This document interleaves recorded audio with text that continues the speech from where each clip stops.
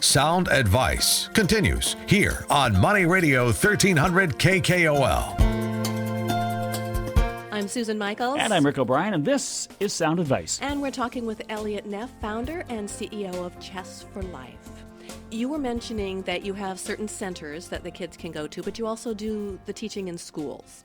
Tell us a little bit about that and how kids determine where they're going to go and how they're going to learn this. Definitely, and this actually ties into the history of Chess for Life. Because when we started, I was teaching individual lessons, and then some people from schools asked me if I would come coach at their school, and that's how it grew. So you had this is like music lessons or something else like that somebody does out of their home. You were doing chess lessons, huh? That's what I was doing. Really? Oh. Absolutely. And did you put your sign up on the telephone poles and things like that? No, did not. Okay. Because I never thought I would do this full time. Huh. So when the first person asked me if I would teach, I said yes, and then they said they would pay me, and I said, really? Oh. And then after that, it just grew. So in the schools, that was our primary business up until a few years ago. And we traveled to schools with our team of coaches, teaching 1 hour a week right after school. And it was very convenient for parents. Run a fall, a winter, a spring semester, and the students would have after-school chess club. You know, how much fun is that, where you're learning some cool lessons and with a fun game rather than just being in daycare while the parents are at work. Right. And then from that, we grew into what we have today as we recognized a need and started to fill it, where we have physical centers in different areas. We've developed our own training program. We provide summer camps, spring break camps coming up in April here shortly. And we run tournaments, classes, all kinds of events for the kids in order to teach these life lessons through chess. Okay, let's start with the centers. You have 3 centers right now? Correct. So we've got 3 centers right now. Our headquarters is Bellevue. That's a 5,100 square foot facility. And then we have Redmond and Issaquah, which are closer to half that size. And the centers have, you go there are a bunch of tables with chessboards on them. And what do we expect when we go to chess center? That's really funny, of course. And what our objective was in setting up a center was to create this impression. When you walk into our centers, the first thing we want a parent to think is, oh, this is a fun, nice place to be. 2, oh, my kid's going to be safe here. Yeah. And number 3, oh, they play chess. Because chess so is the 3 vehicle. is what it's all about, but you want people to feel safe and to have fun. Safety's number 1. Yeah. We're working with children. Huh.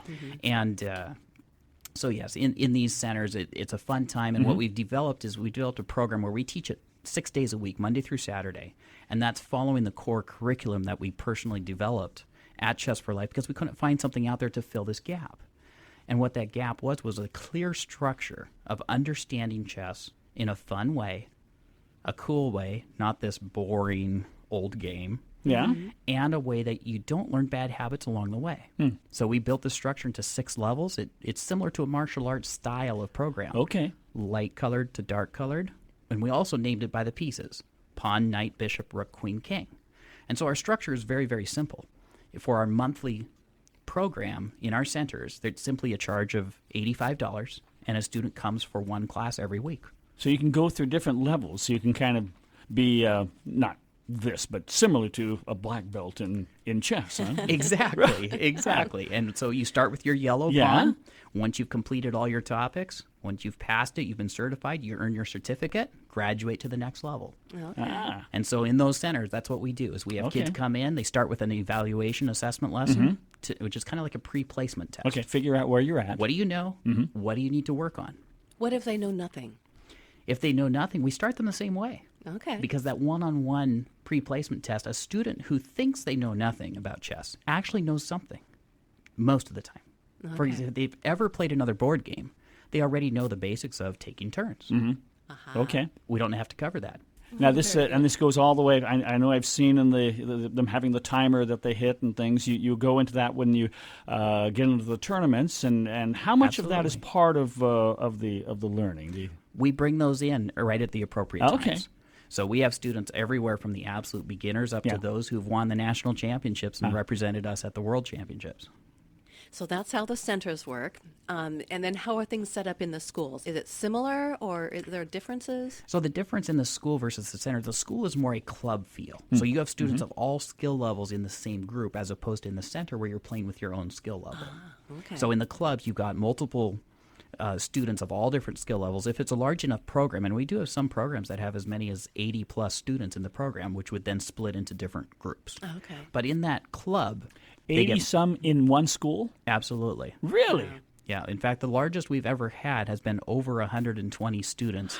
Over 30% of a school's population in one of our schools. This is so was in different chess than when club. I was in high school. When I was in high school, Chess club. there were maybe 5. Yes. 5 kids. Yeah. But how many?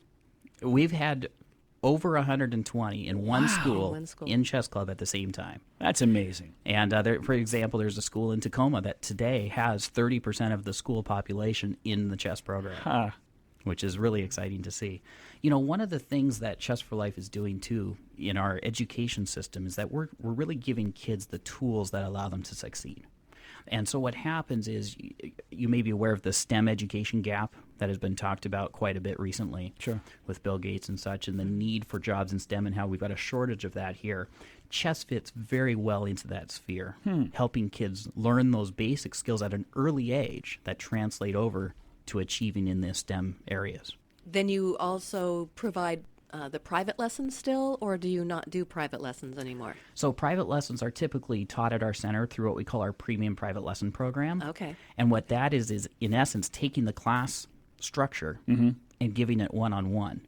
I'm imagining it being somewhat like gymnastics, that there are kids that take gymnastics just because they want to jump around and do things, and there are probably kids that are playing chess because, hey, other people are doing it and I want to have, and then other people that say, hey, I could go to the Olympics here with my gymnastics, or I could be a world champion playing chess. You have people that are just there because they want to socialize and have fun with other kids too? We definitely do. Yeah. We have all spheres there. Okay. From those who are just casual chess players who want to do it, want to have fun, want to be with their friends, Right. join a team, do those things, to those who are serious about competing.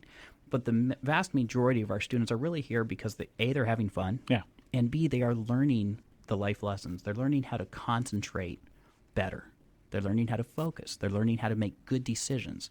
And I come back to that point I mentioned earlier. We just love to teach the win, draw, and learn attitude, because losing is always a choice. Yeah, definitely. It's an attitude. And you mentioned you have camps as well when coming up, spring break, and then in the summertime. How do those work as well? Are those kind of through the schools, or do they come to your location, or do you have them someplace else? So for the camp programs, we actually have quite a few partners with our camp programs. We run camps each week in summer and on spring break coming up here in April, at each of our centers. And during the summertime, we do it at each of our centers, plus a few other locations. For example, we're now partners with the Pacific Science Center, and we're working with them to provide what we do is half-day chess plus half-day of another activity. So kids get the chess piece, then they get something else. Computer programming with Pacific Science Center, Lego, Bricks for Kids, half-day chess, half-day Lego, really fun activities. We partner with sports programs so that they have soccer and tennis and badminton and fencing and a variety of activities that they can do. Half-day chess for the mind, half-day something else for physical exercise or some other activity. It creates a fun program that way. Okay. And that sounds really good, because if they're just sitting there doing chess for 18 hours a day or something, they're not getting the exercise, and they need that for stimulating the brain as well. Exercise is absolutely important. Absolutely. Yeah. So we take breaks, we get fresh air, go outside in play areas. Absolutely. Now, this is so much different than sitting down at the computer and playing a game or watching videos or spending time that your mind is kind of just sitting there. Yeah. Correct. Here your mind is actually active and working and doing things and learning things. How much of a problem do we have today with kids kind of out of the mode of really learning and Thinking. and thinking, and do you find this as being something that we're really having to address, and the chess is really, it sounds like it's really addressing that. Absolutely. We see this across the board, and in fact... Across the board, he says. No pun intended. Oh, right. And just a few weeks ago, I was having lunch in a private setting with the current world chess champion Magnus Carlsen down in Silicon Valley. And there was this small group there discussing what's happening in education and how there's such a dearth of the right teaching of how to think. And what's happening in the school system and the problems we're having, and really what was being seen is chess is a solution for that problem. Right. In fact, one of the co-hosts of the luncheon was Aaron Gershenberg from Silicon Valley Bank, and along with Magnus Carlsen, the world champion, and the First Move Foundation with America's Foundation for Chess. Through those programs, they're already reaching close to 100,000 students in the classroom with goals that align with Chess for Life of reaching 1 million kids per week.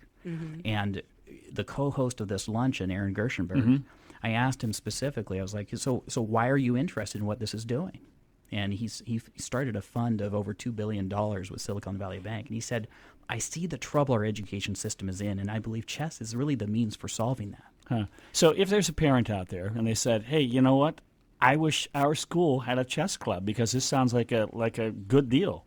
Do they get a hold of you? Do they get a hold? How do they find out how to proceed if they have no chess club? If they have nothing, and this sounds like something that they want to look into. Absolutely, we really recommend that parents go to our website, and there's plenty of information on there. And feel free to reach out to us. You can always email us at kids@chessforlife.com.